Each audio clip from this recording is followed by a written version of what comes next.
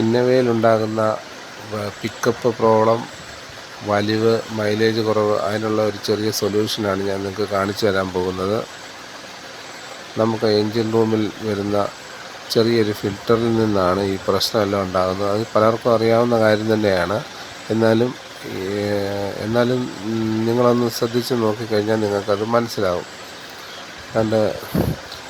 ഞാനിപ്പോൾ കാണിച്ചു തരാം. ഈ ഫിൽറ്ററിൽ നിന്നാണ്. ഈ ഫിൽറ്ററിന് ബ്ലോക്ക് ഉണ്ടെങ്കിൽ നമുക്ക് മൈലേജും കിട്ടത്തില്ല, കറുത്ത പുകയുണ്ടാകും, വലിവ് കിട്ടത്തില്ല, മൈലേജ്, പിക്കപ്പ് പ്രോബ്ലം ഇത്ര ഉണ്ടാകുന്നതുകൊണ്ട് ഈ ഒരു ചെറിയ ഫിൽറ്ററിൽ നിന്നാണ്. ഈ ഫിൽറ്ററിന് ട്യൂബിന് എന്തെങ്കിലും പൊട്ടലോ കാര്യങ്ങളോ ഉണ്ടെന്നുണ്ടെങ്കിൽ ഇത് ശ്രദ്ധിച്ചു കഴിഞ്ഞാൽ അത് മനസ്സിലാവും. അത് അല്ലെങ്കിൽ അതുകൊണ്ടൊക്കെ ഈ പൈപ്പിൻ്റെ ചെറിയ ലൂസ് ഉണ്ടെങ്കിലും അത് അങ്ങനെ വരാൻ ചാൻസ് ഉണ്ട്.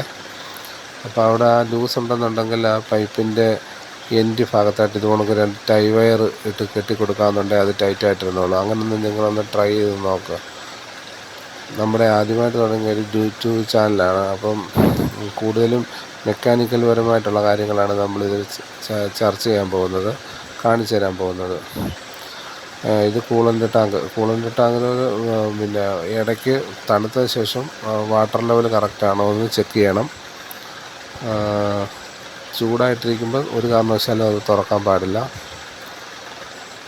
ഇന്നോവയ്ക്ക് പൊതുവേ അങ്ങനെ കംപ്ലൈൻ്റ് ഒന്നും വരത്തില്ല. മെയിനായിട്ടും ഈ ഒരു കാര്യം അങ്ങനെ അധികം ആരും ശ്രദ്ധിക്കാതെ പോകുന്നൊരു കാര്യമാണ്. എല്ലാവരും പിന്നെ ഫിൽറ്റർ, അതുകൊണ്ട് എയർ ഫിൽറ്റർ